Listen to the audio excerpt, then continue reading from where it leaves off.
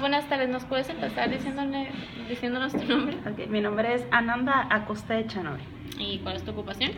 Soy docente de la Universidad de Tijuana en las carreras de Psicología y de Educación. Okay. ¿Y dónde realizó sus estudios? Realicé estudios de Psicología aquí, en la Universidad de Tijuana, al mismo tiempo a la par de Sociología, que estudié en la Universidad Autónoma de Baja California. Okay. ¿Y qué fue lo que lo motivó a estudiar Psicología y Sociología? Yo comencé estudiando Sociología, pero me di cuenta de que faltaba profundizar más como en cuestiones internas del ser humano, no solamente sociales y externas. Entonces quería complementar eso y decidí estudiar Psicología. Cuando llevaba un semestre de Sociología, entré a estudiar Psicología también. Entonces estudió 2 veces. Estudié al mismo tiempo. Sí, me permitía porque es semi-escolarizado en UABC la carrera de Sociología, nada más van viernes y sábado. Entonces entre semana venía aquí a la universidad y el fin de semana estaba en UABC, entonces así alternaba. Un poco pesado.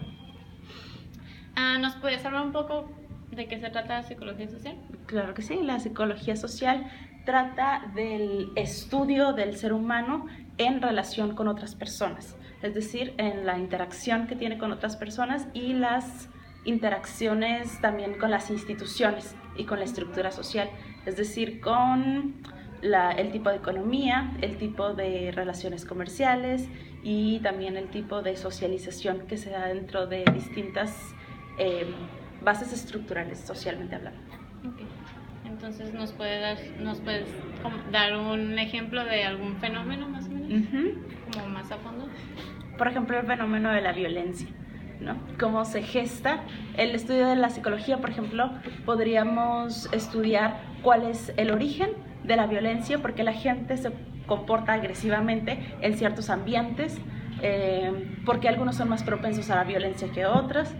Podemos estudiar desde sus orígenes en la infancia o podemos estudiar desde el tipo de ambiente en el que se vive, ¿no? Y después cómo esto genera violencia, o también el tipo de instituciones que tenemos, ¿no? Que son, por ejemplo, el Estado, cómo el Estado promueve de alguna manera también la violencia a través del tipo de instituciones que está como fomentando y produciendo.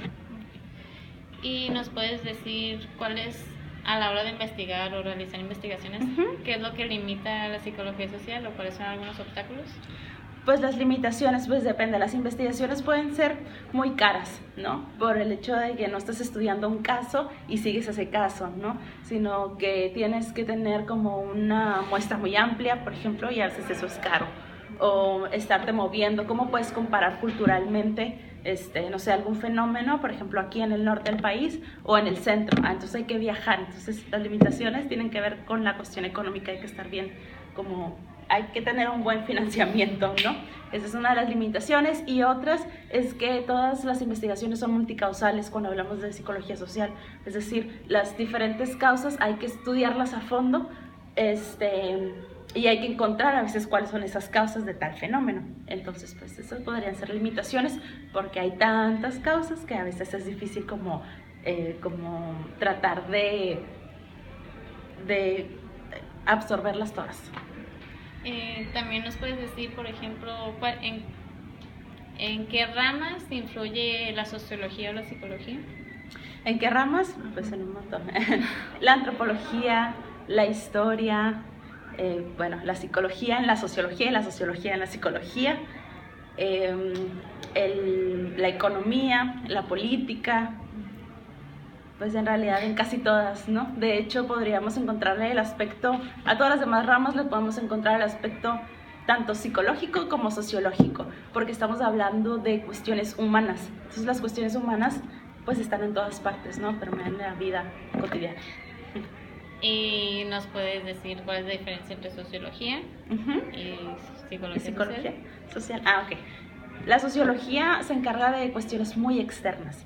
Por ejemplo, las estructuras sociales. Por ejemplo, cuando hablo de estructura social me refiero a la familia, me refiero a la educación, me refiero a la política, cosas que están en la vida del mundo cotidiano, en micro o en macro, no importa, pero que están allá afuera y que hacen que nosotros nos relacionemos.